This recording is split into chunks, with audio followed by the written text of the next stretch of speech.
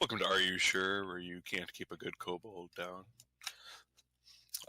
We'll be off camera tonight as some folk are sick, but we are here. Wes unfortunately had something unexpected come up and won't be joining us tonight, but we have a plurality of the gang, so we're trucking along. Does anybody have any announcements or updates before we jump in? No, only the same. We'll be here tomorrow night for our Crone's Crucible and Water dance, and we'll see what happens with the gang on that. And as a reminder, Are You Sure we'll be off on the 30th, and on the 23rd we may have something. Check back in next week for specifics. Might be a little surprise. We'll see. Yeah, might be something fun going on. Anyway, so last time on Are You Sure, the group, on Krishranis' recommendation, sought out Sankrani to get her advice and insight. They found her with a very energetic Staranis terrorizing the priests. They learned that Sankrani wasn't the greatest fan of Wild Jack, but she couldn't give any specifics, which made the group a touch nervous. Sankrani then told Stannis the story of Ajax, a famed cadre paladin known for redeeming cultists of the fallen gods to his side, in an attempt to soften Stannis' approach to dealing with his enemies and keep from losing control again. The group returned to Wild Jack's to find Anska, Bertha, and the proprietor in a game of cards, which Bertha handily won. Jack politely excused themselves and went into the back room to deal with a counterfeiter, some of the party picking up the distant screams during the incident. When they returned, the group and Jack hatched a plan to invite the approaching Iron Triad, a royal representative of the Elven Empire to the north, to be properly received in accordance to their station. The group also learned that this Iron Triad matched the one in direct service to the Pale Elf matriarch. Then Stannis and Morvan accompanied Jack as they tried to enlist the participation of Keldon, the head of the Crossroads Ratcatchers, and Great Mother Alga, the most respected orc in the city, into the royal welcome, and both agreed. Stannis also finally got some closure for the death of his friend Arshkul at the hands of the Great Witch by telling his story to Arshkul's cousin and the Great Mother. While the trio prepared to get the help of other Crossroads leaders, Dahlia and Sunya relaxed with Jack's troll bouncer Bertha. Sunya heard noises outside and investigated, but found nothing. Dahlia, hearing the same, joined her, and they were attacked by gnarled, blackened, undead remains of Korbek Half-Butchered. There's not much left of that poor fellow. Yeah, I believe when last we saw him, you guys had he'd been crushed, burned, basically flayed, and like smashed to bits. So he's fun. He's seen better days. Yeah, he's not doing so good.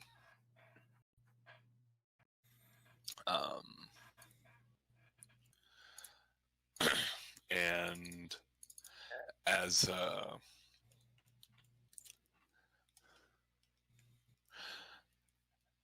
you look up, Sunya, what are you doing? Does she recognizes him? You're just giving her that she recognizes him? There's no denying it's mid-afternoon, the sun's still up. It's Korbek. Like it's that nasty, gnarled, spiked skeletal She thing. pulls out both of her swords and she shouts up at the roof, "Korbek, you have no place here. Leave before you are killed again."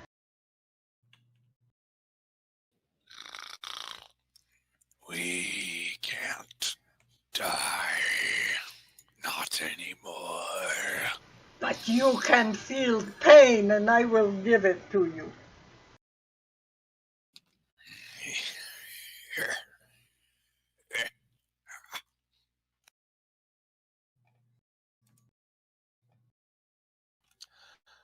What are you doing?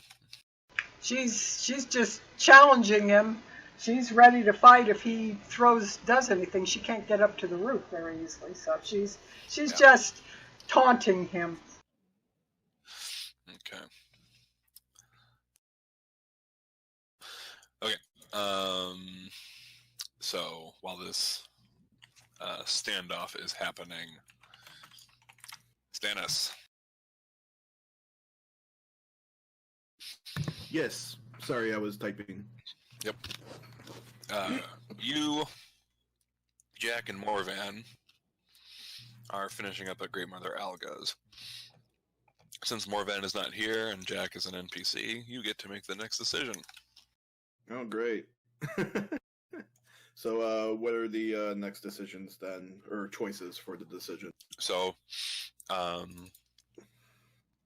there are 3 other leaders in the Crossroads, one of which is the leader of the Foundry Mining League, and that is Bolga Stout, and they are, according to Jack, they are not actually in the Crossroads. They're further out, so they're not really involved. So at the moment, you've got Salrash joining you, Great Mother Alga, and Keldon.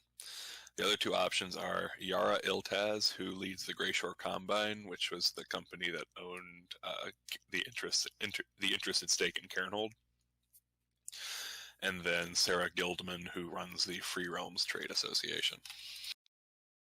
Which one would be closer? I guess we would just go whoever's the closest.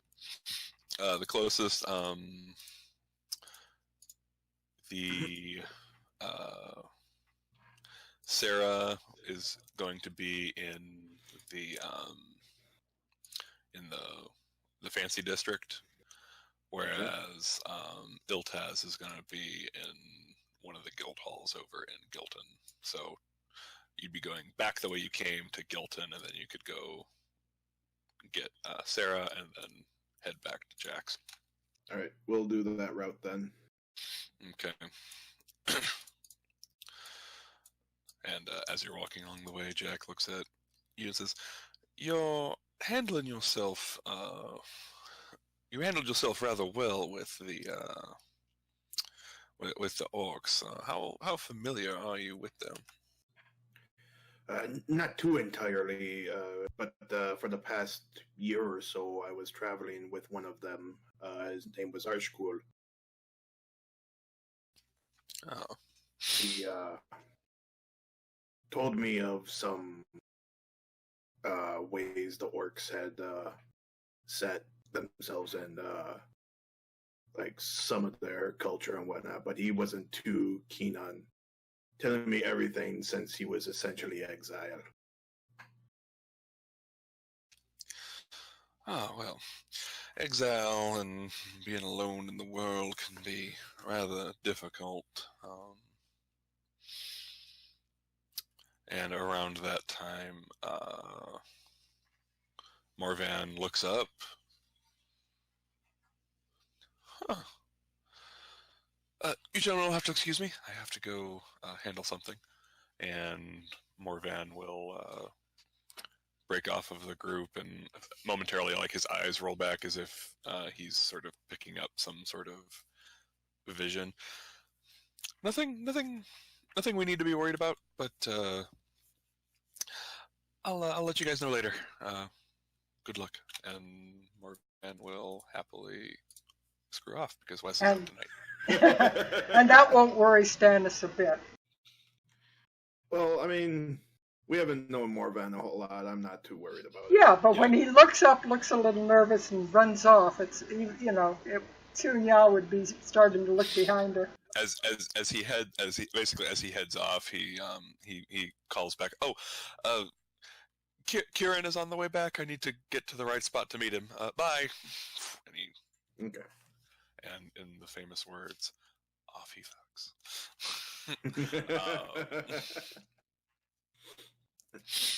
So you head back to Gilton, and Jack leads you to the Greyshore Combine offices, and they are a they're less. It's less physically imposing than the rat catchers. It's not designed to intimidate you when you come in, but you enter, and the distinct dome-like pillars of granaries are visible, and it looks like this place is the most massive storehouse that you've ever seen. Okay. And there are people constantly milling about. Instead of, people acting like it's the last time they're going to see their loved ones, it's mostly people in suits or coats going around with, scrolls and boards of parchment and making notes and taking inventory of various things. And a few attendants notice you with Jack and begin and incline their head to Jack, and they manage to persuade them to take you directly to the offices of Yara Iltaz. And when you come in contrast to Keldon's office, which was long and wide, and you were supposed to consider yourself as you approached, or Great Mother Elga's tent, which was very congested and lots of people milling about. This is essentially just like a 15 by 15 office. Okay. And you come in, and as you're brought in, the attendant leaves you, and both of you are standing in front of a man in his early 40s with balding hair, everything else very, almost buzzed essentially, and he has light blue robes on that seem have kind of a dusty coloration to them as well. And there's he's got some eyeglasses on, and he's looking down the rim at some notes he's taking and some notebooks, and finally he looks up and takes the glasses off and says, Mr. Jack, and he looks over at you. Greetings. My name is Stanison Rorikistalis. Oh, you were one of the fellows that Vilkas Cairn mentioned to me. I certainly hope it was good things. Well, you've made it so that our investments in Cairnhold aren't a complete waste, and to my understanding, it's now ready to be re-inhabited. Maybe to have a second look around just to be sure, but the initial reason of its infestation has been taken care of. Good. That's the most important thing. Well, what can I do for you, gentlemen? Well, to me understanding, something potentially bad may be approaching the crossroads. Something called an Iron Triad. I'm familiar with them. And we have the idea of gathering any of the important folk of the crossroads to come and greet them, to try to show that maybe the Iron Triad is not needing to concern themselves with the crossroads. To my understanding, that they're going about to see possibly the crossroads is in disarray, and if we show them that we're not in disarray, maybe they will not concern themselves with us. And then maybe Ironwood will keep out of our business. That was exactly what I was thinking, my friend. So, what do you say? You know me, we've done business relatively frequently, and you seem familiar with Mr. Stannis here. we should be expecting them tomorrow morning. Is that, would you be able to come by my establishment, and you can certainly bring a few guards for yourself if that's a concern of yours. Stannis, could you roll a persuasion for me? Sure.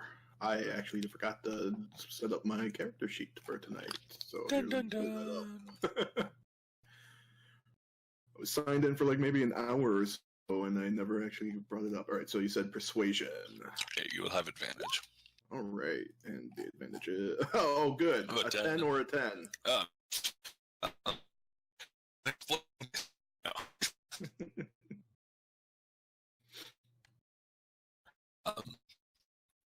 He looks down and considers the pair of you.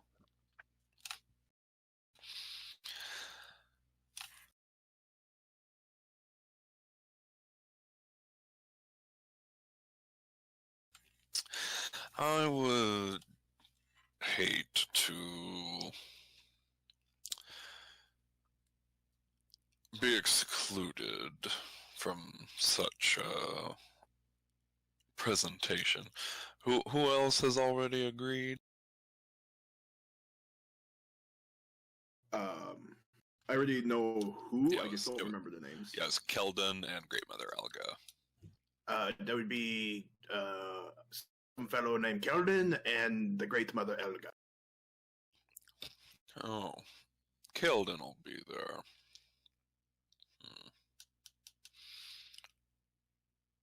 All right. You can anticipate me. Perfect. Well, we will get out of your hair. We are expecting them at about 10 o'clock tomorrow morning. Now, services will be provided, lunch and drink and such, so don't need to worry yourself about that. Mr. Stannis, why don't we go hit up our next associate? Aye. Oh yeah, soon yeah.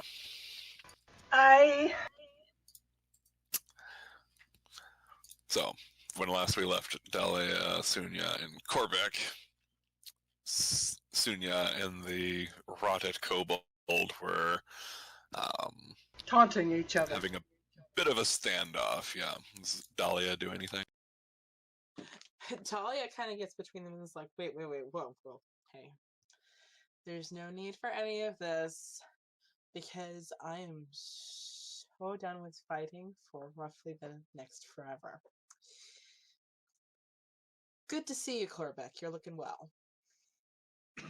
How are you feeling? And like his jaw drop, like one of the hinges of his jaw snaps and he plugs it back into place. I've had days like that too, believe me. It's crazy. How's life without being somebody's slave anymore?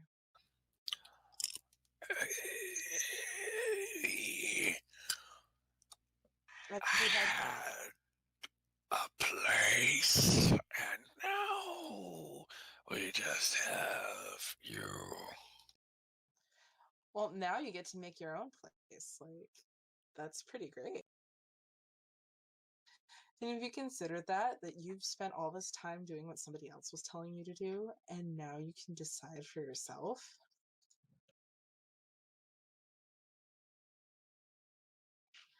I don't know. What are you into? Do you like shiny things? like gems? Sunya would just be turning her head and looking at Dahlia, like, are we really having this conversation?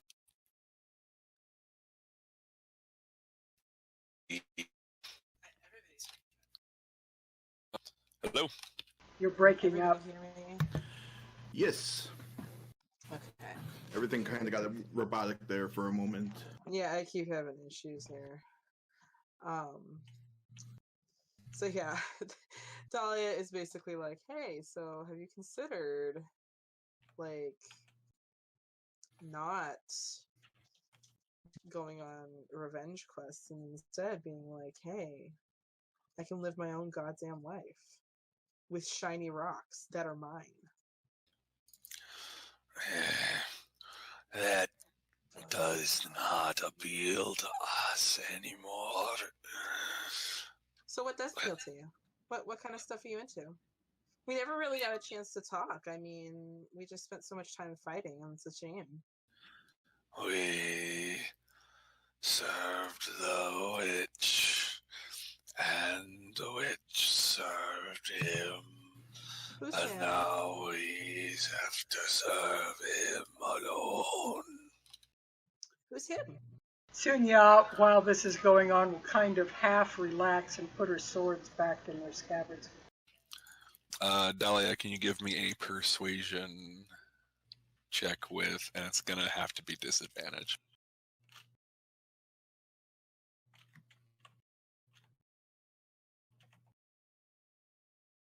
I'm going to use my sorcery points to negate that disadvantage. So we are allowing the new Unearthed Arcana that came out. So one of the options there is sorcerers can use 2 sorcery points to get advantage on a check. So negate that and just a straight persuasion.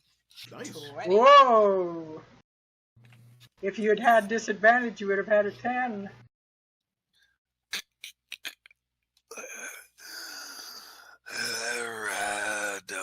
Radokir. Oh, him. That kidder. What? What'll happen if you don't serve him? Oblivion. Okay, but be real with me right now. How are you feeling? Like, are you feeling good? We feel nothing but hatred and vengeance. Wouldn't it be nice to get rid of that? We can't. You can. All you have to do is disobey, and then you won't feel it anymore. You'll get to rest, finally. Trust me, I know how it feels to be stuck in a cycle where you just keep getting brought back and hurting people, and you don't want to, and you have to keep doing it. And man, if I had the chance to break that, if I had the chance to escape that, absolutely. To take just a sweet release and rest. Gods. We would want that as well, but we can't. Why not? We are compelled to serve. And he's like clamoring and crawling, and you see that like the way he's moving, the bones and joints are like twisted at odd angles, so he's like a mangled knot of bony limbs, and so it's like he's walking with 5 legs, essentially. Ew. Like his tail, his 2 legs, and his arms, and they're all like bent and twisted in weird ways. Oh, gods, you poor thing.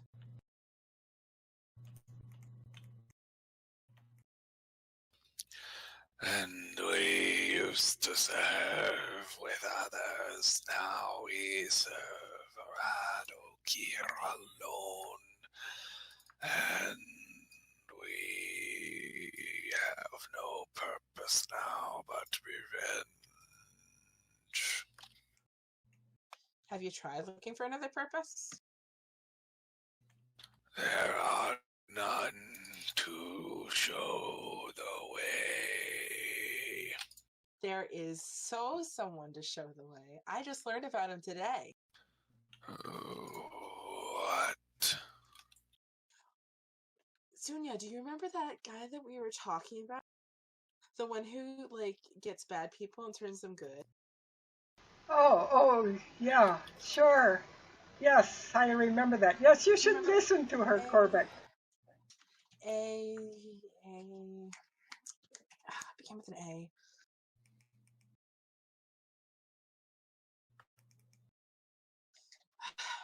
Renee! Renee! Renee. And out of your pack, this smoke starts whirling out. Do you have to be creepy every time you come out?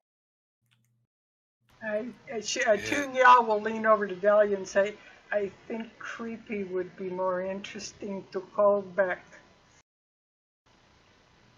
And Korbek like recoils a bit in like surprise, and like the one eye that hasn't been burned away like goes wide, and the form of Renee sort of twists out, and I was napping. What? Don't worry, he's not gonna hurt you. He's my gay ghost best friend. Oh, what is that? That's Korbek. Korbek, this is Renee. You should remember him. He probably fought with us. At some point you might have seen.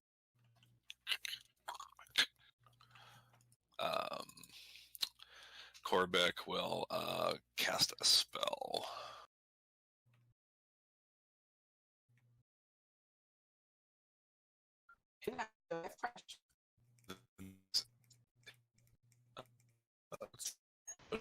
You're breaking up again. Am I back? I Yep. think you are. Okay. So he will teleport right next to Renee. And he will stare at Renee. Renee will stare back. So you both technically have the same master and purpose. You're both looking for revenge, right? And they both look at you and just say, revenge. Okay. Man, I'm going to talk to that Eradicator someday, and we're going to have a talk about his priorities.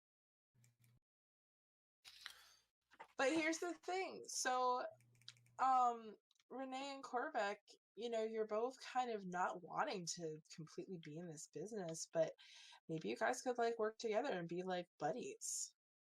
Korbek, do you want to come with us? Ew. What? Well, we're technically kind of on a revenge quest, too. Oh. Somebody who's trying to, like, really seriously mess with the world. He killed Renee. And, get this, he is a bag of dicks. And he wants to kill a whole bunch of demons. That would upset you, wouldn't it? Like as he's moving, like joints are like popping out of place and then back into place, and pus is just kind of oozing out of some spots. And like he really stinks. Like it's a corpse. I can't believe I'm saying this, but I think we need to find a necromancer for this poor guy. But anyway, that's up to You could go. You could go kill him to keep him from killing all those demons. What's the alternative, Renee? Well, you could. And Renee's spirit will look down at Korbek and just say, he and I aren't really welcome in most places, but perhaps we could find our own way in our own time. Does that mean you're not going to live in my backpack anymore? Honestly, yeah. I'm sorry. It's the perfume I spilled in there, isn't it? Kinda. I'm sorry. I should have cleaned that up. But I'm not bound to you specifically. Oh, okay. You're just bound to getting revenge. I'm bound to something in your pack. What you bound to? The Whisperer thought it would be hilarious to tie me to your wand. My wand of smiles? Yeah.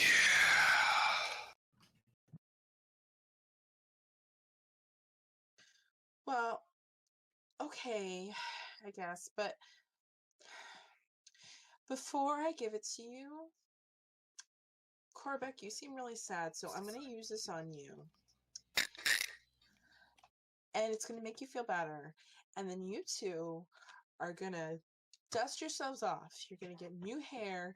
You're going to forget all about the people who wronged you. And you're going to live your best lives. Give me a persuasion check.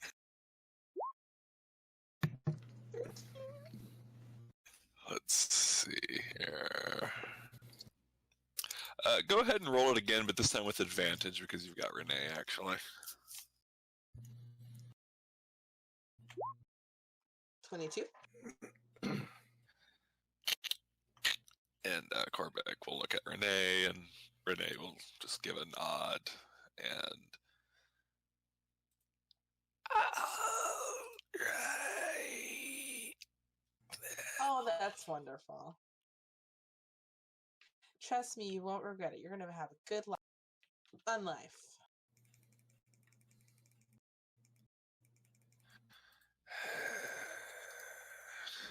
So, what do you do?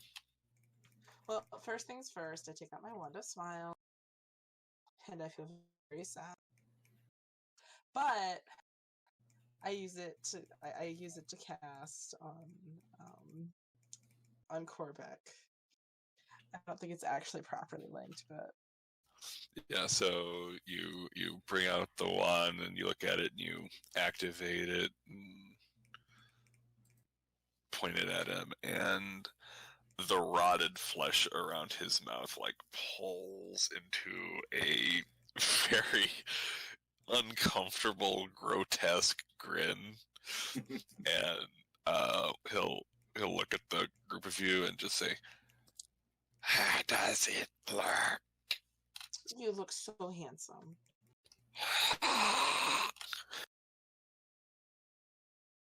When you've got a smile, listen, when you've got a smile, okay, even if you don't look handsome usually, the fact that you're happy makes you look better. Not even kidding. I used to tell my grumpy brother that all the time. You two take care of yourselves. You too, Renee. And hopefully you'll get some rest, but if we do run into you again, it'll be good to see you. I'll keep him out of trouble. Have fun with your revenge. And Korbek will hold his claw out. Dahlia shakes his claw. Should probably see a chiropractor first. Pop, pop. Do you hand over the wand of smiles? Yes, she hands over the wand of smile. And Korbek will take it and look at it. I need to do a roll for him.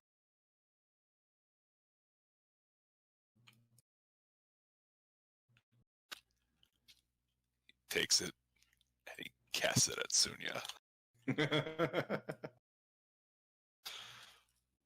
Sunya, for the next minute, you are smiling, whether you want to or not. Oh, she probably will as she realizes she's probably going to kill this dude. And Korbek will then use a bonus action to teleport away and take the dash actions on his turn. And eventually, Renee is essentially dragged off. Bye. Goodbye. Goodbye, cruel world. I'm off to join the circus. Gonna be a broken-hearted clown. Well, okay.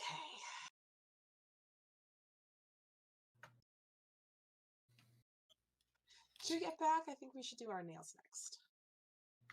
And just as you finish up, you hear thumping on the roof, and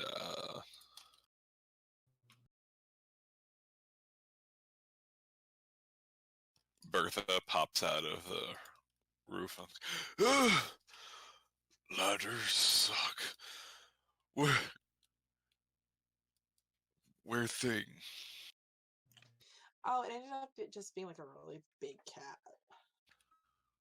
Oh. Like, I've never seen a cat that big. It was really weird. Oh. Do you want to get your nails done? Yeah, never mind. Oh. She looks at her hand. She looks at her hand and goes, sure. And she looks back at the stairs that she just climbed, like the ladder and the stairs she just climbed, and just leaps off the side. Whoa, okay.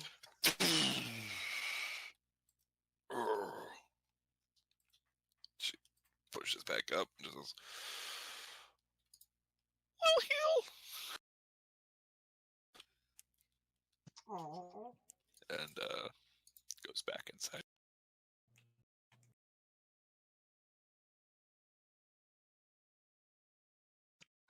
Okay, we'll probably have to explain that to the guys when I get back.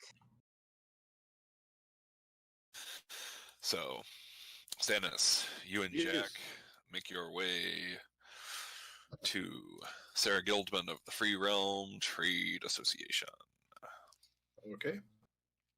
And when you get in there, this is less like the other guild halls. It's more just a building among many. Okay. You come inside, and there is a elven woman behind the front desk, and she's writing a few things in a ledger, and looks up. Yes, hello. Hello there. What can I do for you? Greetings. My name is Stanison Rurigizdalis, Elmer Knight of the Cadre. And I'm Wild Jack, my dear. Ah. Are you here for something in particular? Well, there'll be a gathering going on tomorrow to greet a group of elves known as the Iron Triad. Oh, there's an Iron Triad heading here? Aye, they'll be here tomorrow morning. Oh, well, isn't that fun? So, why have you come here? Well, we're here to, we've been gathering various leaders of the city, and I've been told that you are among them. So we wanted to ask if you would like to participate in such a gathering.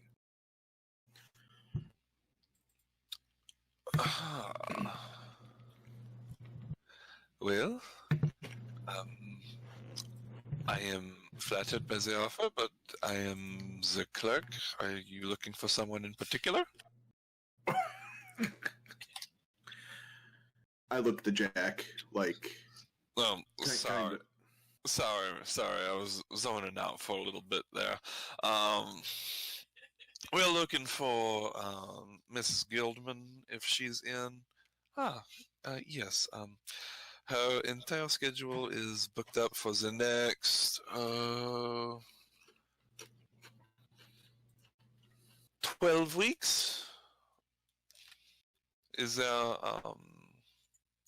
a specific date next spring that you would be available for? Typical office. We kind of need her for tomorrow morning.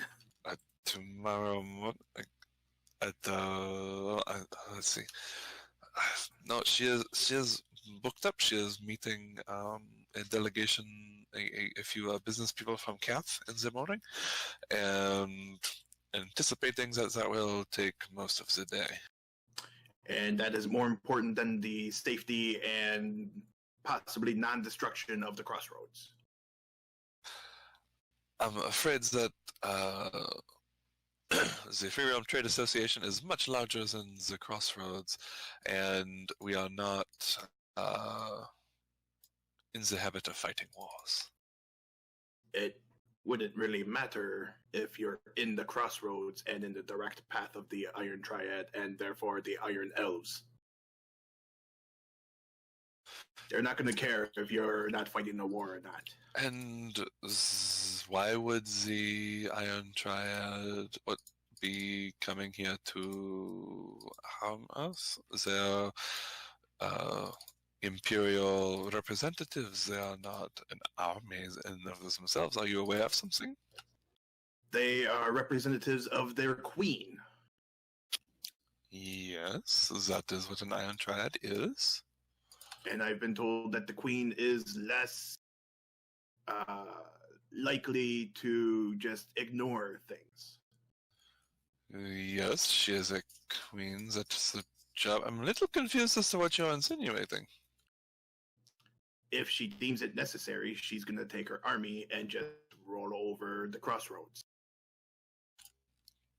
With you in it, and your leader, they're not going to care if you're not fighting a war or not. Yes, but I'm afraid, my dear, it's about that serious. We would really like to speak with Mrs. Guildman. Now, I'm sure she can speak for herself, right? And there's just Jack reaches out, pulls out a single slip of paper, and just pushes it across the desk. And the woman takes it, looks at it, and she doesn't react, but Stannis, give me a perception check. Okay. Perception, you said, right? Yes. That's an 18. She looks at the paper, and you do see her pupils dilate. I can only gather that he's probably offering her money. She takes it and tucks it away, looks around, and just says, well, she has a few moments now. She is down below. Don't tell anyone that it was me. And Jack says, wouldn't think of it. And Jack beckons, go on, Stannis, we have business to tend to. And they open the door, and it's a stairwell that just goes straight down about 3 floors. All right, going down the stairs. Yep. And there's long halls of offices and rooms, and Jack seems to know where they're going and knocks on a door. Come in, and the door opens up, and you see a middle-aged human woman with a pipe and a romance novel in one hand, and like 6 ledgers in front of her oak desk. And it's like reading a sentence from the book, then a sentence on each of the ledgers, writing something occasionally, and then back to the book. Greetings, ma'am. My name is Stannis Rorikis Tillis. I understand that you are actually the one I should be talking to. Yeah, that'd be correct. Why are you here? We are gathering a group of folk, important folk, the leaders of the city, so to speak, to greet a group of elves known as the Iron Triad. They're coming, and they represent the matriarch, the Pale Elf matriarch. So we wanted to make sure that they felt properly welcomed and understood that the Crossroads is not in a state of disarray which would preclude some sort of intervention on their part.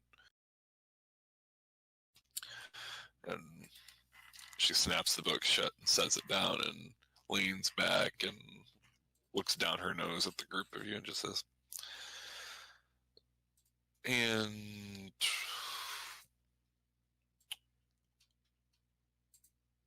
you're coming to me, why? Because I happen to be rich? Because you happen to be the guild. It's the guild leader, right? It's essential. Yeah, essentially she's like the X-Land VP of the Free Realm Trade Association. It's because that you, as far as my knowledge, you are the leader of the trade association here. Not because you're rich. We don't. I think we only have one other person that is at least well funded, but it's not just them. We have Salresh, who is the new commander of the cadre. I forget all the other names. Yeah, so you list off who's there. Yeah.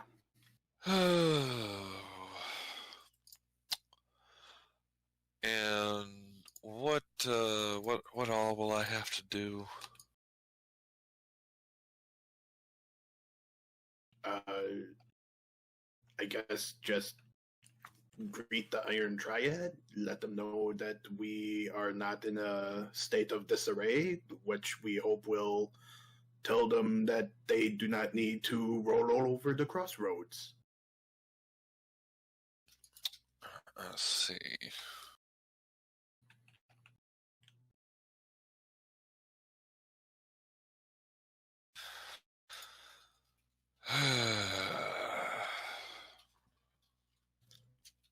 Give me a persuasion check.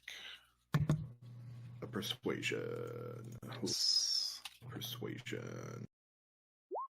That's a 13.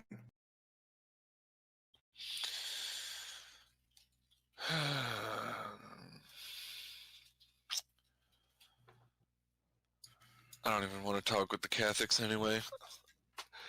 Yeah, I'll be there. Just make it quick, please. We'll hopefully try our best. If you do require guards to be present with you, you are welcome to do so. Oh, well, thank you for your permission. And she looks at Jack, and Jack shrugs and just says, well, it will be at my establishment tomorrow at 10 a.m. We look forward to having you there. And Jack says, let's let the lady have her time back. We don't want to overstay our welcome. Aye. And I'll go ahead and take my leave. Right. Head back and come back up, and so, Mr. Stannis, is there anything else you need to do before we head on back? I honestly don't even know. Like, we had the plan for searching out. Oh, we did have the one, but is she even relatively close? Well, Stout, no, she's about probably a day or two away. So not even worth it. Yeah. Well, would you have a second in command stationed here or something like that? There is a office in Gilton that you could give it a try. I mean, I know that you told me that she's off probably a couple of days away, but maybe just to have someone in their guild's presence, we could probably head towards their office, see if someone high-ranking over there is willing to come. We could give that a shot. All right, I'll let you go ahead and take the lead on this one then, and let's follow me. I know whereabouts it is, and Jack will lead you back through to Gilton, And Jeez. and again, like it's just busy, bustling streets, and this is sort of adjacent to uh, the Gray Shore Combine Mhm. complex, but it's much smaller, and again, it seems mostly just like a storage facility of some kind, but it's primarily you're noticing coal and occasionally you'll see somebody guarding what looks like a heavy metal crate that presumably would have precious stones in it. Right. And you've got Jack with you, so you're led straight through to the office, and there is a large office, and you're taken to an adjacent office. And inside, there is a panicky-looking halfling fellow with big goggle glasses. And oh dear, oh dear. Hi. Greetings, friend. My name is Stanison Rurikis Tillies, Elmer Knight of the Cadre. Pleasure to meet you. Oh, what can I do for you? I was wondering if there is some kind of official type person still around. I do understand that the leader of this facility is off doing their own business. Yes.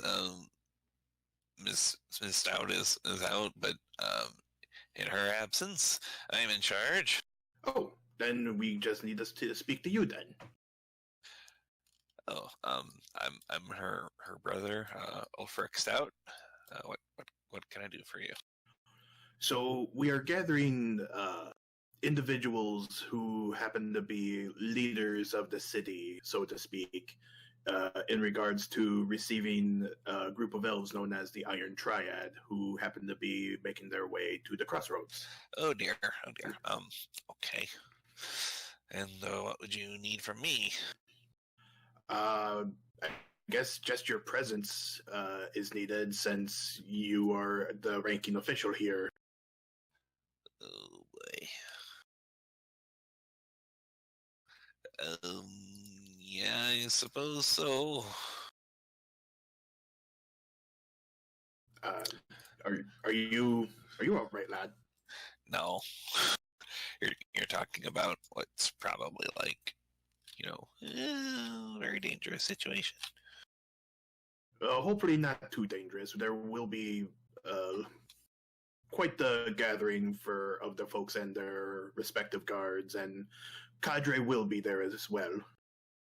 I'm uncertain the numbers of Cadre, but we will have at least our commander in there. Oh, okay. Well, that's a little reassuring, I suppose. Is there anything specific you need from me, or am I just mostly coming to sit and shake hands and say hi?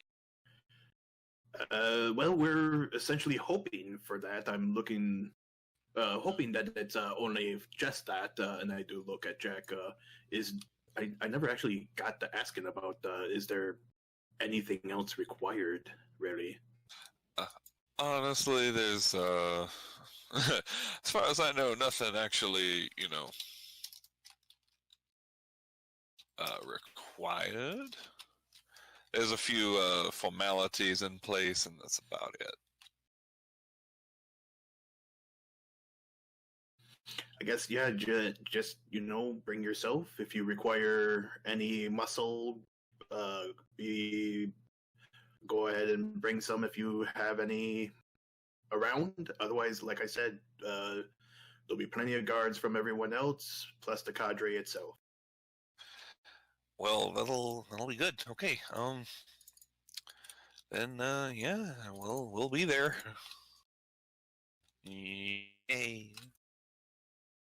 Very well. It was nice to meet you. Nice to meet you as well. Yeah. Then I take my leave. And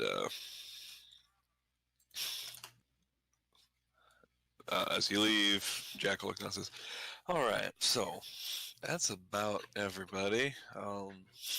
Salrash is gonna come on down too. You think? I'm under the impression it's either going to be Sal Rash. Oh, all right, all right. If not, I'll obviously try to be there if I'm allowed to. I have had some kind of leadership experience, although not here, obviously. And you have spoken to Salrash and gotten Salrash is okay that they're coming. I just pause. I don't think I actually did. It might be wise to go do that. The cadre and I don't always get along, so I'm gonna go ahead and let you handle that. I need to get back to my place. I've been gone a bit long. I can take care of the Dragon Fort myself. Perfect. Well, all right then. I'll see you back at the place then. Take care of yourself, Jack. Oh, I always do. And they blow you a kiss and head on off. Where do you go? I start making my way to the Dragon Fort. Okay then. Get into the Dragon Fort, and it's almost exactly the way that you left it earlier. Okay. I start making my way to at least Salrash's quarters, or if she's not there, asking whoever or where she would be. Excuse me. Yeah, you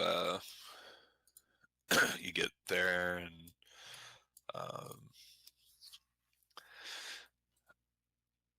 you run into Amari coming out of Salrash's quarters. Oh, greetings, Amari. Are you doing well? Yeah. Yeah. What can I do for you, Stannis? Well, I'm actually just making my way to Commander Salrash. Oh, be a little brief. She's a bit under the weather. How so?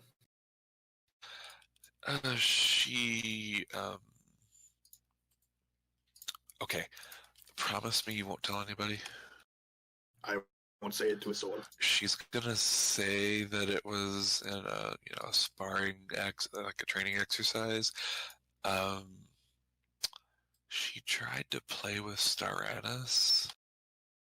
I think I know where it's going. And now she can't walk. Oh no.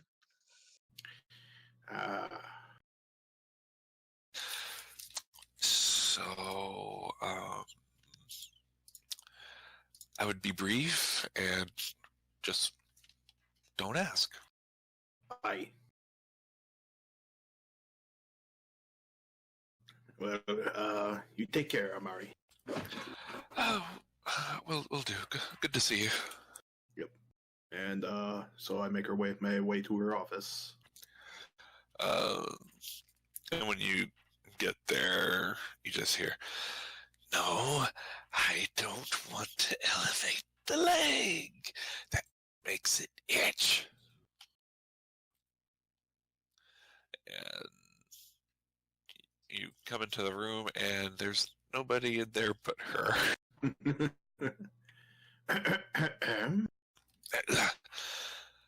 Oh, Stannis. Oh, what can I do for you? And she's laid up now, right? Yeah, she's there. And you're looking at her, and the latter half of her is like got all sorts of bandages on it, and it's like half lifted up onto some sort of ottoman. All the rest is coiled around back, and she just looks pissed. Oh, well, I was going to ask you if you wanted to participate in a meeting of sorts tomorrow. Doesn't With look who?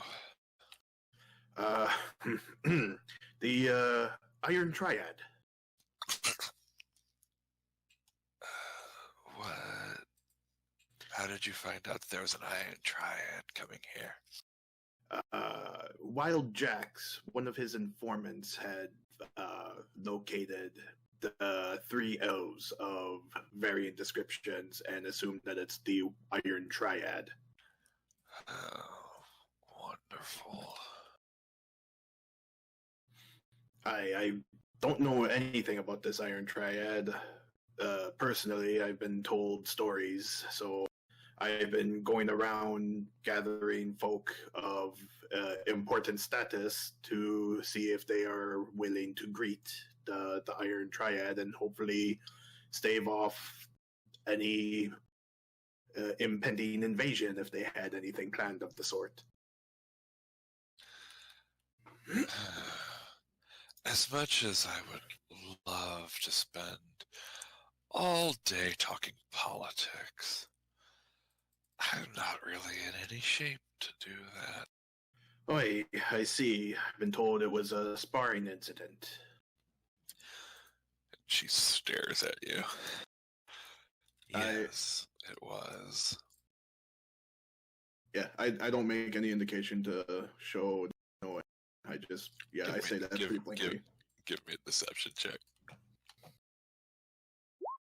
A 19. Okay.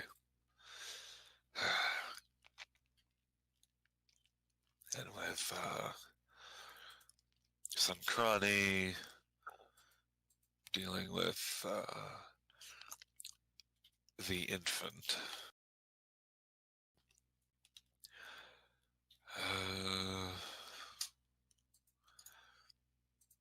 You might want to ask Kritranus if he's available. I was thinking the same thing, Commander. Go to Kritranus and tell him that I'm indisposed and request his representation of us at the event.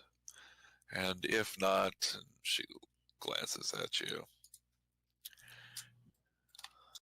If not, I do have some leadership experience, so not in the Crossroads itself, but I could be suited to talking politics. It hasn't been my first rodeo. But we are the cadre. We are not part of the Crossroads. We are one family, separate. So, actually, no.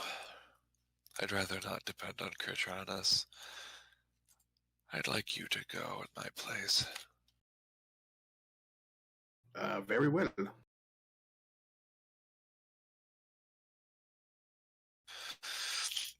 Here, you might need this. And she reaches down and pulls out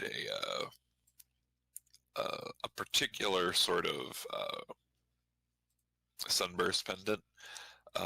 It's sort of like the one that you have, only instead of kind of a traditional sort of sunburst, it has just 3 spokes on it. Okay. And she offers it out to you. I go ahead and accept it. This is the amulet of command for our station.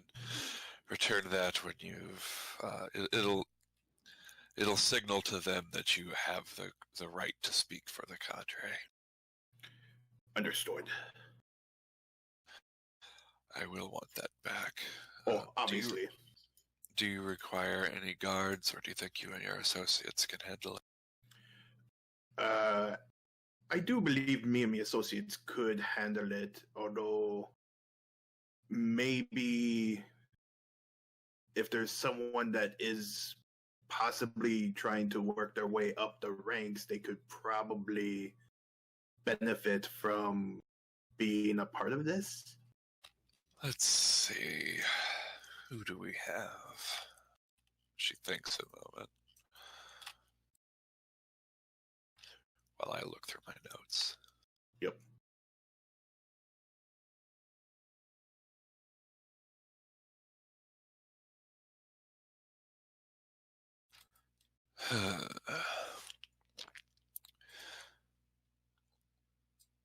Noval, no.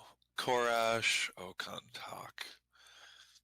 He's recovered from his incident and is eager to prove himself again. I'll send him to you. Okay. Just let him know it'll be over at Wild Jax's establishment. I guess we're having the meeting at around 10 in the morning, so if he can arrive earlier than that. I'll make sure he goes. Thank you very much, Commander.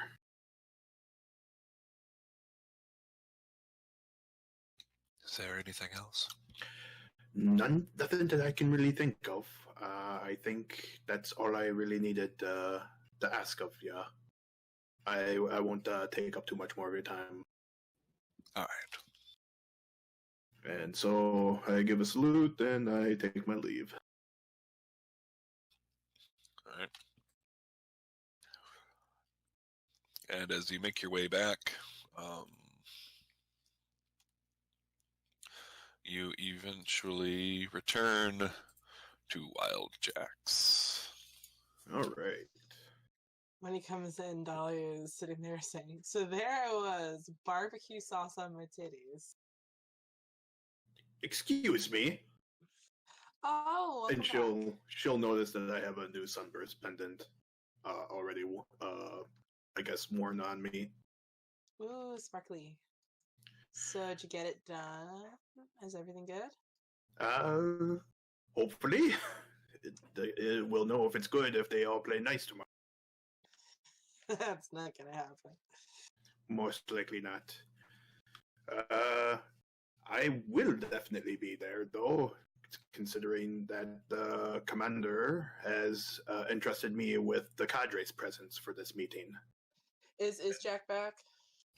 Yeah, Jack arrived about probably a minute before Stannis did. And basically Jack arrived, said Stannis would be back soon, and then immediately went into the back. So do we have an agenda for this? Are we allowed to be there, or we just have to wait outside awkwardly?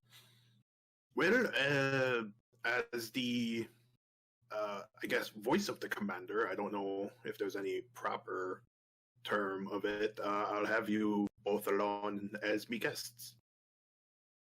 Oh. I mean, everyone else is having some muscle bringing about to protect them. You two should be my muscle, I guess. Dahlia flexes unimpressively. Zunya just nods matter-of-factly. And we will have another recruit of the cadre showing up in the morning. Korash, I believe you were with me looking over at him, Dahlia. Koresh, tell me about him. Who's he? I believe he was the half-orc, right? The one was survived by Kratronis? He is a tiefling. Right, half-orc tiefling. He is a tiefling who was raised by the Okantak. So he's a orc in tiefling skin, basically. Right. Well, he was, but he was the one that Kratronis essentially saved, right? Like he was. Yeah. That's why I remember him. Okay. He was the fellow that was saved by Kratronis back at the Battle of Korak or Carrick. Oh. The one that was pretty much banged up and was bedridden. Gotcha. Yep, he's looking to prove himself again, and to my knowledge, he's looking to get some, I guess, experience in what it is like for leadership. I guess he may be trying to work himself up the ranks, so I requested for him to be a part of it. Oh, that's we had an old friend to come to visit. Oh, really? Who? So you remember that kobold that the witch kept raising from the dead? You mean Korbek? Yeah, that one. Yeah, he stopped by. Oh, seeing as you two are still alone, I suppose that he didn't last very long. Oh no, he's still alive. I sent him off with Renee to go find a better purpose in life. And a chiropractor. Sunya is sitting kind of behind her and just nods to Stannis like, yep, she really did that. Yep. What do you mean a better purpose in life? His purpose was revenge. And, I mean, he looks like a hot mess because of it. But now, I don't know what his new purpose is. He and Renee are going to go find it. They're on a soul-searching mission together. They're going to be best friends, and it's going to be great. Renee is with him? Mm-hmm. He was bound to my wand of smiles. Oh, so he wasn't bound to you? Not me personally, no. To my wand. I miss my wand. Oh. It was a good wand. I feel like this is just gonna bite us in the arse. I mean, no more than anything else, but honestly, if you'd seen him, he was really pathetic and sad. He needs a better purpose in life. Well, I mean, he was already pathetic and sad. He was even patheticer. His bones were bent the wrong way. So you should have put him out of his misery. Yeah, but he could have just been brought back. I mean, he was brought back by Eradicator, basically. Yeah. He can't have Oblivion. Do I know if that can be the case? Can the Fallen bring back a mortal on a different plane? The Fallen kind of have exclusive rights to be able to do that. So it's not. It's fairly. There's usually a lot of. There's usually so many strings attached that you're a puppet. Right. So then my next question would be, would I know that Eradicator would do this and then allow Korbek to do his own thing instead?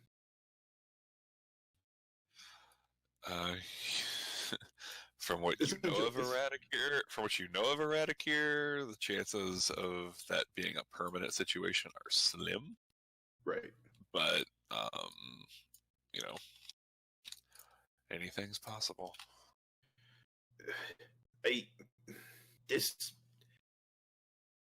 Look, I don't want to deal with him right now because we kind of have a lot on our plate. I mean, that's understandable. It's just that I feel that he's gonna deal with him later when we're not dealing with conquesty elves and an immortal psychopath, both of whom are bent on world destruction for some reason. Because he'll just be like, he can be a postscript and we'll send him to his rest or something. I don't know. I don't even know if we can actually send him to his rest or if Eradicator will just keep bringing him back and we'll just have to keep dealing with him.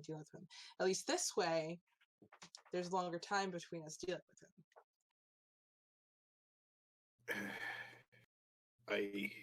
I just go to the bar and I'm like, just give me whatever right now. As you wish. Wilhelm goes to it.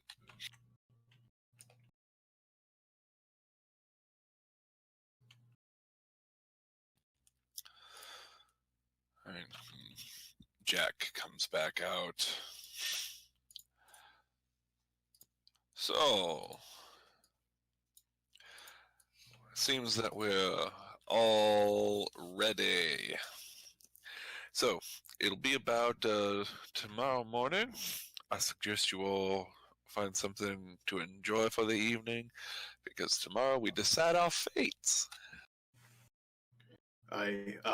Jack, just as a heads up, I don't know if anyone of other import is going to care, but Commander Salrash will not be present. She has appointed me in her stead. Well, presumably she gave you some proof of that. I'm already wearing the sunburst pendant. If the commander has chosen a representative, that is the commander's prerogative. The cadre are known among both the Crossroads, the Free Realms, and Ironwood to be neutral parties, so I'm anticipating that your presence will be less confrontational and more observational, if that makes sense. It most likely will be. Like I said, I still don't know anything about these Ironwood elves, so if I can do less talking, the better. Well, just remember, they want respect, and Ironwood is very powerful, and they can be very prone to insult. So don't make fun of their ears, got it? I would recommend against it, yes. I'm joking. When have you ever heard me insult an elf because of their ears? And just then, Morvan comes back in with Kieran on his shoulder.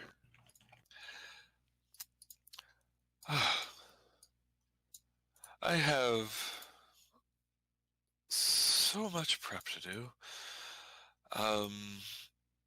Kieran came back, and everything is ready. They accepted, so they'll be here tomorrow. That's somewhat good news, I take. Yeah, just I'd like some wine. Did it go badly? Oh, no, it was just a very quick yes response from them. Just nervous and all. I would assume if it went badly, we wouldn't have Kieran on his shoulder. And Morvan holds out the letter that Jack had sent and holds it out to Dahlia or Stannis, whoever takes it. Dahlia takes it. You pull it open and you see Jack's letter, and scrawled across it diagonally in big red splotches that have started to dry to a brown is agreed. Is that blood? Yeah, it is. Whose blood? Neat. Oh, they're those kind of elves. Yeah. Why do you think I'm here? Oh boy. I take it that's not a good thing. Well, did they agree to it? I mean, it says agreed. Well, then we're good. Just don't worry about it. But it's agreed in blood? I mean, I'm kind of a little worried because... that's the most agreed you can be, right? I want to see insight on him for that. All right, give me an insight check. That's a 16. You're picking up some sarcasm. I'm picking up some sarcasm there, Jack. Well, it is my most fluent language. No, just... I just want to know, is this something that we should be worried about tomorrow? Oh, yes, it's an iron triad that could probably kill all of us. Just throwing that out there. So, be polite. Yes, be obviously. respectful. Yes. But stand your ground. Especially you. Who is he saying that to, me? Yeah. Okay. So don't show weakness, but still be respectful. Yes, you need to show them that and I'm more concerned about, honestly, if I was concerned about anybody, it would probably be Keldon. That fat-ass chicken is probably going to show up drunk. Yeah, he's one that I'm not really...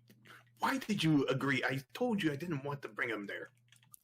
Because if we didn't, it was going to cause some shit to go down.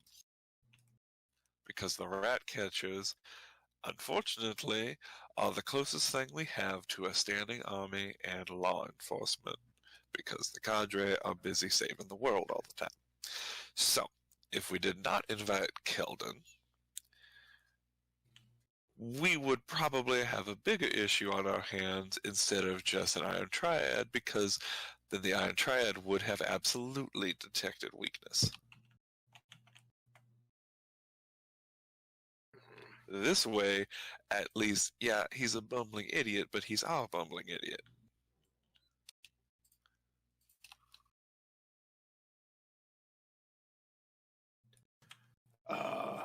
If you do end up having to do seating arrangements, I'll be next to him. Sorry? I did not stutter. I did not. No, I didn't hear you. You cut out. Oh, sorry. Okay, so I did stutter. If there happens to be any kind of seating arrangements, I want to be next to him.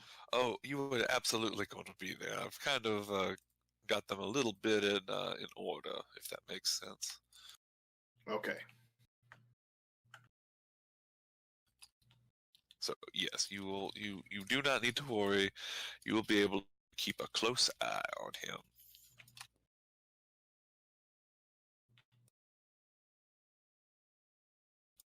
Well.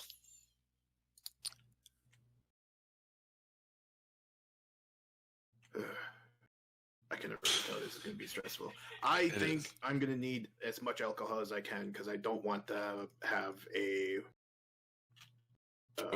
broken mind. Now don't you show up drunk. That's exactly why I want to have it all right now, so I don't show up drunk in the morning. Perfect. Wilhelm, get this man some alcohol and get the lady some apple juice and some more wine to the seer and the stoutest of ale for Miss Miss Sharpwit over there. And Jack will go back and say, I have to go prepare. And they head on into the back room. And we will take a break. Alrighty. Very good. Back in a few minutes.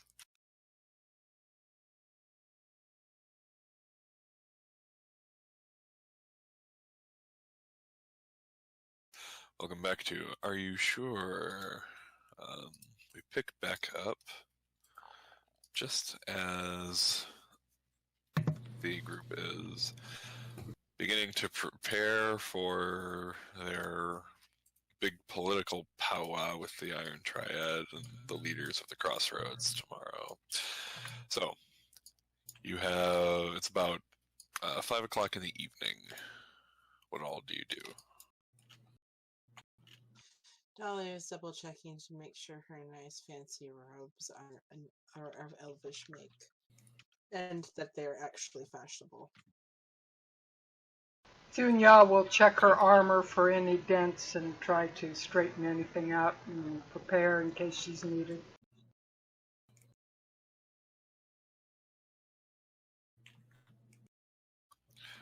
Dennis is drinking.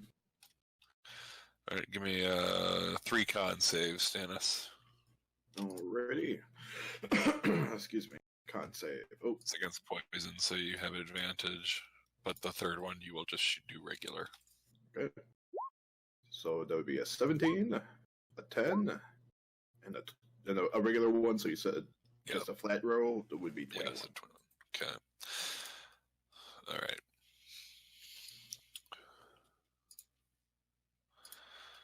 So yeah, so you managed to avoid being hungover the next morning when you do eventually come. And see, I'm going to go ahead and do some rolls. Who wants to roll Morvan's portent die for me for the next day? What kind of role does it entail? It's 2 d20s, and he gets to pocket them and replace a roll.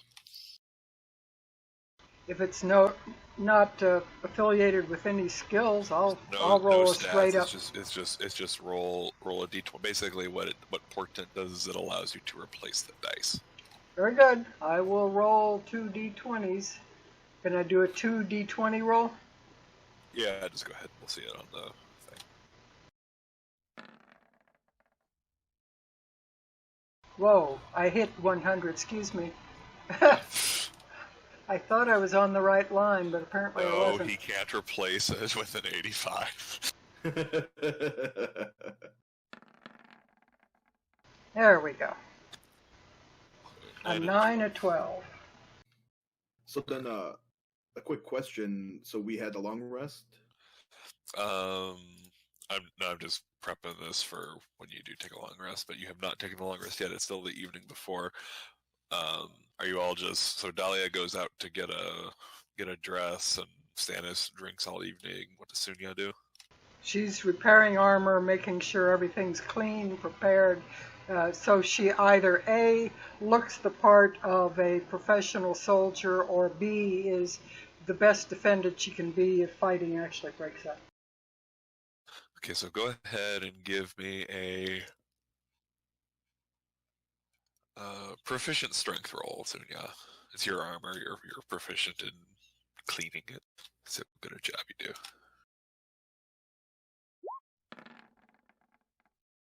do. A 10? Wow, she's got 8. She's got 8 plus. She's a little distracted today. Yeah, she's plus 8. Wow. She's trying to fix her armor up while her nail polish is drying. Yeah. Apparently, yeah. So she's like, Dahlia, give me a investigation check. It's advantage because you have time.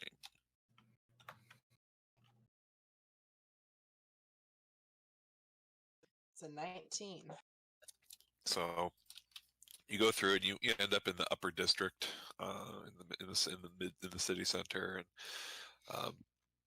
it takes you a bit, but you get directed to a couple shops. The first shop you go to has a very luxurious-looking elven dress. It's got green, and the material, despite not feeling like it doesn't have any like sequins or anything to it, it sort of shimmers in the light anyway.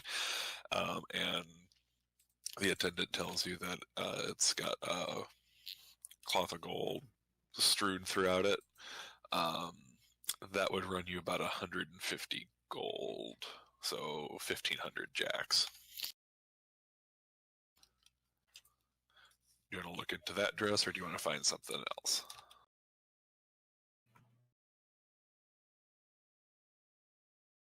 I have a lot of jacks, so actually I'm gonna look into that one.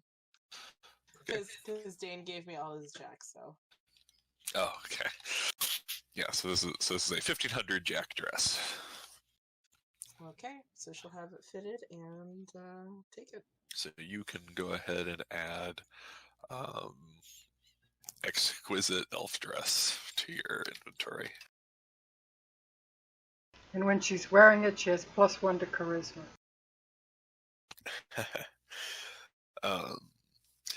Actually, let me check my notes really quick. Yeah, actually, it does grant advantage in dealing with elves and charisma checks with elves. Ooh. Excelente. So, is there anything else anybody wants to do before you go ahead and take a long rest? Not I. Nothing I can think of. All right. So you all rest. Are you all staying at Jack's, or is anybody going elsewhere? Wherever we had the regular room, I didn't think it was at Jack's, but wherever it was. Well, Jack has offered us free for the night. Okay, so she'd stay there.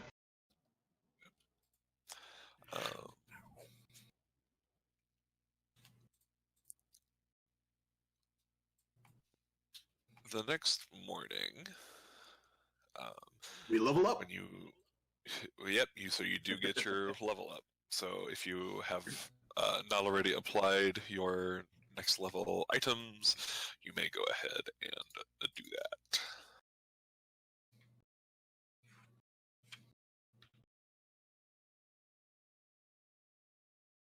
So it puts you at 11, is that right?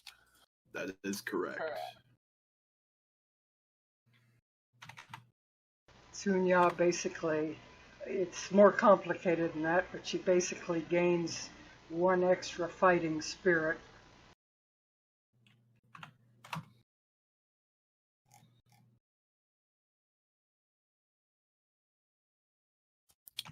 All right. So you come down the next morning, and who comes down first? Stannis, Dahlia, or Sunya? Sunya would be up quite early, she always is. Morvan will look into say, will meet the group of you before you all retire for the night. And, he'll say, I'm not really welcome much back home, so it'd probably be best if I'm off to the side and not really visible. He's saying that to the group of us, or to Sunya? just to the group of you before you take the long rest. He's just like, yeah, I kind of have a bit of a, political difference, shall we say. So Morvan will continue to be off to the side. So who of you comes down first? I already said probably Sunya because she gets up early. All right. So when you get down, the first person that arrives is like when you get down, there is a probably late 20s looking tiefling who, if you didn't see the horns, had the physicality of an orc. So very, bulky, and sort of reminds you a bit of Arshkul in that way.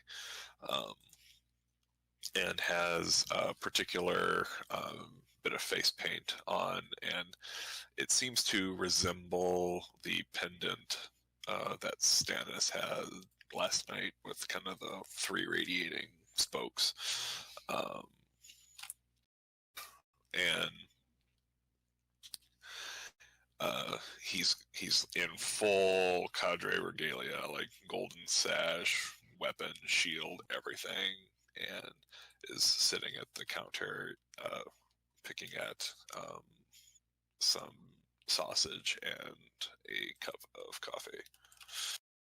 Before Sunya sits down for her own breakfast, she'll give him a Luxkin salute, kind of hit her fist against her chest and say, I assume you are the cadre member that is going to assist Stannis with the meeting today? Yeah. I am Sunya. I will be there as well. I am Korash Okantak. Greetings to you, Korash Okantak.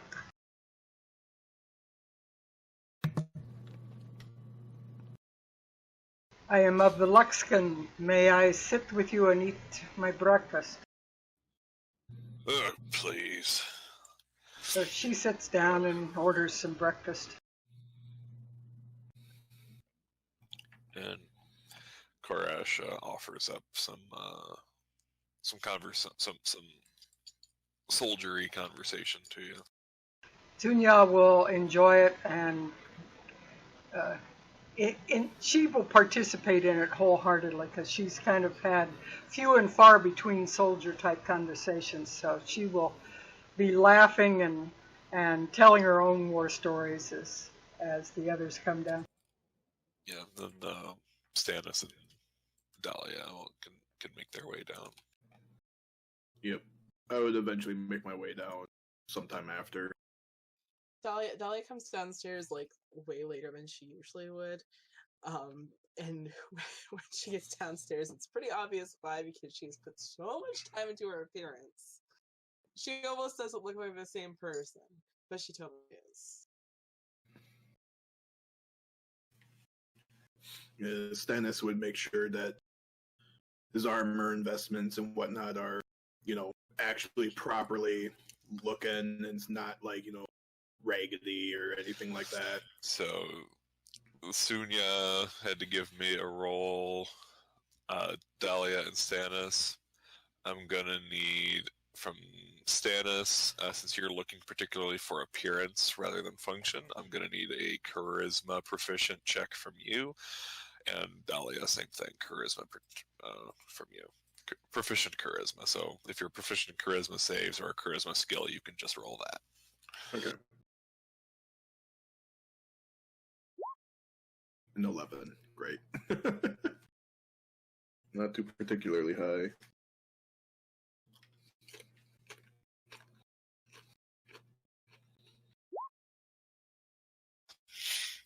Okay.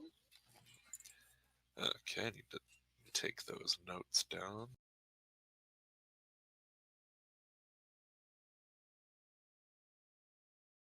Sunya looks up and kind of waves some of her food in Dahlia's direction and says, "That is a beautiful dress you have." Thank you.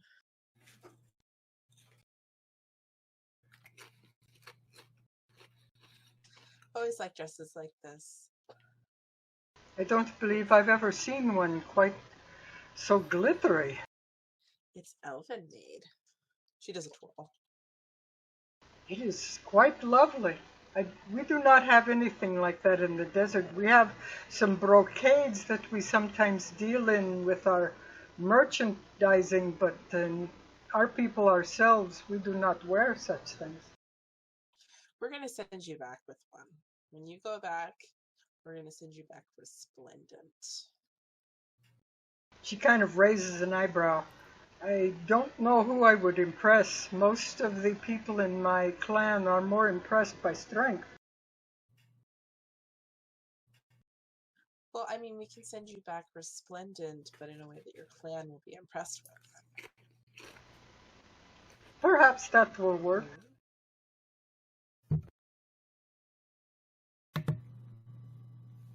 I mean, not that we want to send you back or anything. Just, I'm assuming you want to go back home someday.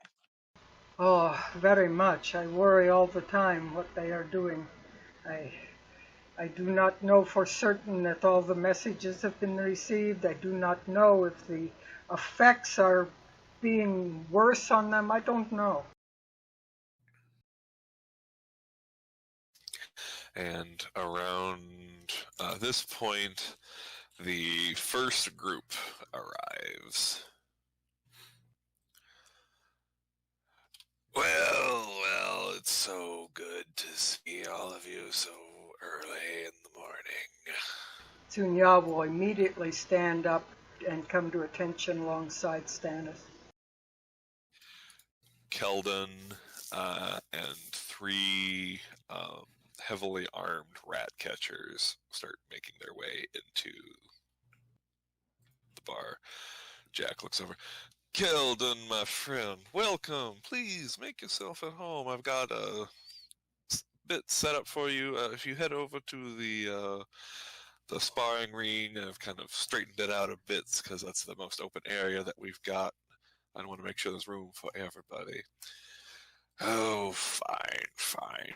And so Dahlia and Sunya, what you see an Eric Kokra who is somehow beasts and looks incapable of flight. Dahlia, with extreme effort on her part, keeps a straight face. Sunya is absolutely poker face in true guard soldier fashion.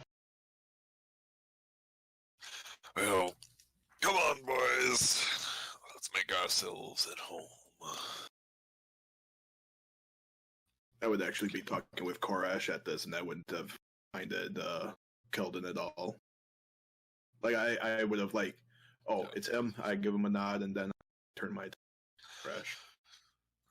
So, I guess for this, I should just call you Commander.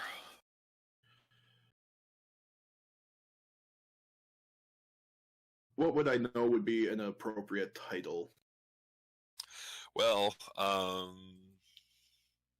you were in fact in charge. You were basically the commander of the Alaris thing, so functionally that is your rank. Okay, Like I just wanted to make sure. I didn't know you if are. that's...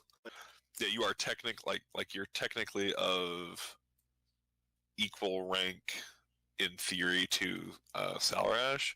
It's just the fact that Salarash is in charge of a larger of a central location, whereas you're from a satellite thing. So Right. you're a commander, not a captain, if that makes sense. Right. Well, technically, I'm actually a commander. It's just I'm not Commander Dragon for it. So it's not wrong to actually call me that. Well, Commander, he gives the orcish salute. I'm at your service. And I return the orcish salute that I probably would have learned from our school. And he actually looks at you. Have you bathed since yesterday? I would have, yeah. No, like I would have, like, I bathe. I make sure that I'm wearing clean garments. I made sure that my beard is not all crusted and food ridden and whatnot. I would have made sure that it's all clean and yeah. So the ash is cleaned off. yeah. Okay. Well, is there anything specifically you need me to do? Well, truth be told, I am actually a bit nervous considering the situation that may possibly happen. So I want to make sure that I am best presenting myself, and I kind of like lean closer. Am I looking all right? Is anything looking out of place? Like I'm making sure that he notices if I have like something misplaced on my person for let's see appearances. Oh, that's a nat 20. Okay. All right. He sees into my soul. Hold on a second. And he proceeds to go through and like straighten you out a bit, like basically kind of what he's seen with Yolkovit. Like as he's like, oh, when Yolkovith was commander, he kind of wore things, like this. He straightens you out a bit. Go ahead and re-roll your charisma save, and if it's higher than 11, you can keep that. All right. That's a 17. Yeah, so he makes you a lot better presented. Oh, thank you very much, lad. The truth be told, this is a lot more terrifying to me than facing off any kind of demon. I'm not looking forward to standing and not hitting anything. I did. Oh, sorry. Can the rest of us hear them talking? They're kind of hushed tones. You're over there, so Stunya would probably hear it. You can give me a perception check to see if you hear it, Dahlia. No, that's okay. She's not trying to listen. Yeah. Well, at this point, I'm not going to be really more. Well, actually, yeah, hushed tone because I don't want Kelton to hear. Yeah. So I actually did request Salarash to, if any of, I guess, any lesser or lower ranked personnel would be interested, or if she was interested in sending anyone to possibly learn from this kind of an experience, and she did end up choosing you. So. Oh, really? I could be grooming you for a bigger purpose. So, Give me a persuasion check. persuasion is a 14. You're probably right, Commander. I should probably try not to take it so personally. It would be my request and her suggestion. So take that as you will. I guess the only thing I can really recommend saying, and this under recommendation that I asked as well, is if approached by, I guess, anyone, regardless if it's the Triad or if it's any of the other here, be respectful, be mindful, but do not show weakness. I think I can do that. I think you can, and I give a great. The door jingles open. Oh, okay, boys. So as you come in, just don't overdrink and overeat. We really need you to be respectful. And Mr. Stannis, hello. Greetings to you, lad. And I do approach a little bit, but still more mindful of Koresh, kind of. And Ulrich Stout comes in with 3 attendants in sort of silver cloaked armor. We'll just get ready. We saw the rest of everyone coming in, and they're probably gonna be filing in here in short order. So we'll just take our leave then. Bye. And Ulrich leads his group over. And almost immediately following is two very heavily armored orcs, Great Mother Alga, and then another 2 heavily armored orcs. And the moment they walk in, Keldon shoots up out of his chair with surprising speed for his size. And he just, hey, why does she get to bring the 4 in? And Alga leans over and is grabbing onto one of the soldiers. Says, "Oh no, I brought 3 guards and a cane." And I try to hide a chuckle. she sits down in her apportioned seat right next to him.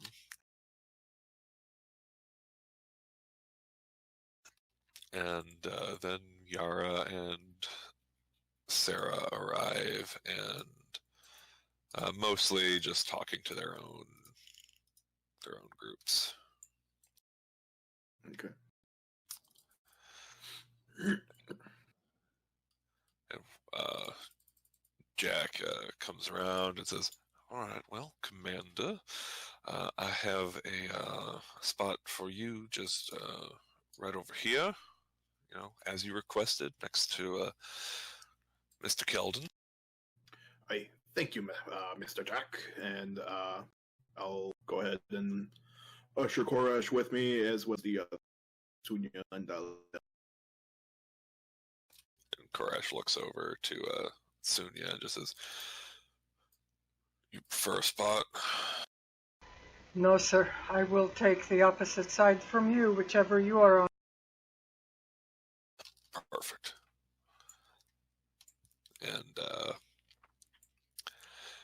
Jack makes his way to the middle and looks out at the group and just says, my friends, you are all in some way, shape, or form my clients, my family, and I just wanted to say that I appreciate your all's willingness to participate in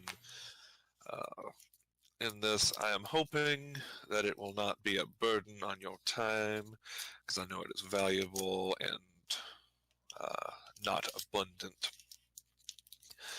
But we need to let Ironwood know that we are not to be pushed around, and that we are not interested in,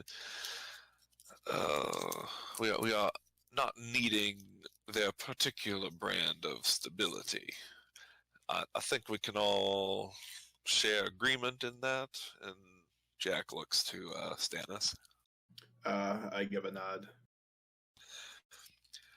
And then he looks at Keldon, and Keldon looks at Stannis, and then to Elga, and then shrugs.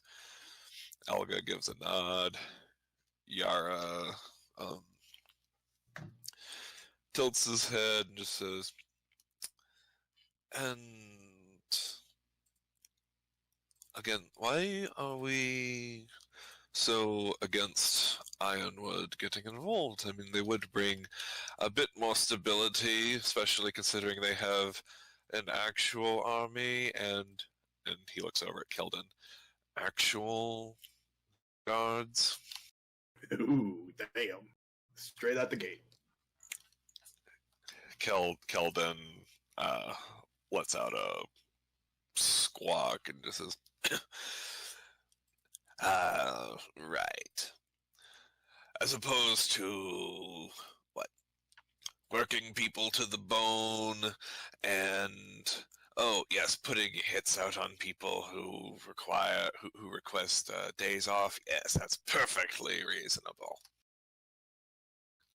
And Alga looks over and just says, and you're the one who fulfills it. Hey, I have my job. This seems to be going rather well. I look over to Yara and I say, to me understanding, if they deem it fit, they wouldn't just dish out to their sense of protection, but their sense of conquest as well. They would, to my understanding, they would just roll over the crossroads with their army. And I don't know if any of you fine leaders and whatnot have a standing army that can resist such a force, but the cadre cannot get themselves involved. And I would see to it that we should try to be mindful that maybe the rest of the people in the city may not want to have to worry about death and destruction. Sarah looks at her and says, and why should we be worried about that? We can simply leave. We have other business ventures elsewhere. Or you probably could, and I would begrudge you of that. But as again I say, there are people here that may not have that kind of luxury, and they look to us. And I have my hands out towards everyone. They look towards us for safety and guidance of the city. Exactly. Keldon looks over at you and nods. You say, I know you all hate my guts, but frankly, I'd rather not have to report to some twitchy Ironwood general every month or so and report on how I've handled their sense of, what is it? Oh yeah, domination. I like running my business the way it's run, and I know you like yours the way it's run, Yara. You too, Guildman. And I know, Great Mother, your people like doing things absolutely their own way. So, you hate my guts, I hate yours. But maybe we try to not fuck each other over. Just once. Stannis, can you give me a persuasion roll with advantage? Sure. Oh, that's not the right screen. Persuasion. That's a 13. Okay.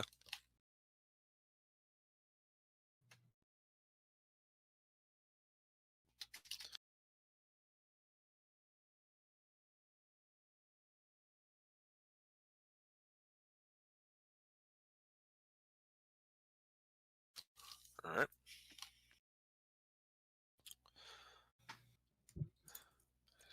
Well, we seem to be off to a rousing start. I would like to just say, remember your, you know, remember yourselves. Don't screw each other over. And there's a tingle of the doorbell, like the bell that's on the door, and the door closes. Here. You all look over, and there's nobody over there except the attendant.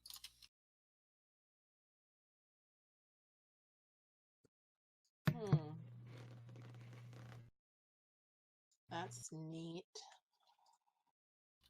And Ulfric is like looking around, being very twitchy. The orc guards kind of narrowing a little bit around Alga. Keldon refills his cup. And Sarah and Yara kind of look at each other and then look at Jack.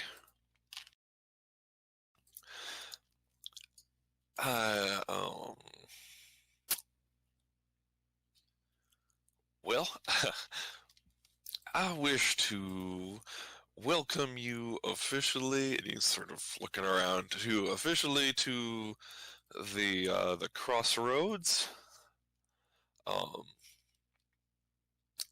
This is I am Wild Jack, of course. This is Commander Stannis, representative of the cadre. This is Mr. Keldon, who heads up the Rat Catchers Guild. Great Mother Alga, who speaks for the Orcish community here. Mr. Yara Iltaz, who speaks for the Greyshore Combine. Ms. Sarah Guildman, who represents the Free Realm Trade Association, and Mr. Ulfric Stout, who represents the Foundry Mining League. On behalf of the Crossroads, I would like to officially welcome you as a delegation of Ironwood. I need to roll for him. Alright. Stannis. Yes. Could you roll a 1d20 plus 8 at disadvantage? Roll 1d20 plus 8.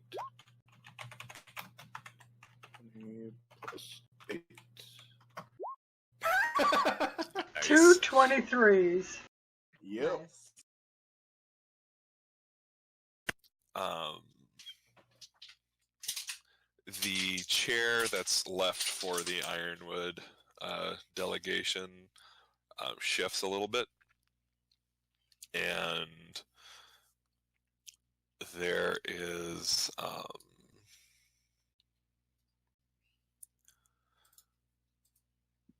one elf, completely pale white, bone white skin, bone white hair, large red eyes, that are covered with sort of a tinted slit-like contraption, is sitting in the chair with her legs crossed, wearing kind of a dark green colored armor, and then directly behind her, also wearing dark green armor but in a much bulkier fashion, is a dark-skinned elf with black hair, and it's like sternly scanning around the group of you. If there are chairs, I would be standing. Dahlia inclines her head to the elves most respectfully. And the pale woman is sitting in the chair and looks down her nose at the group of all you and just says, "We accept your invitation and are willing to talk." And that's where we will end it for the evening. Dun, dun, All dun. right. So, we will pick back up next week on the 16th. And then the 23rd may or may not have a little surprise, but our regularly scheduled program will be offline, and then we will be off on the 30th and back for reals on the 7th. As will Crohn's, the holiday weekend for Thanksgiving, it will be missing too. So have a good evening, everybody, and we will see you then. Good night. Bye. Night.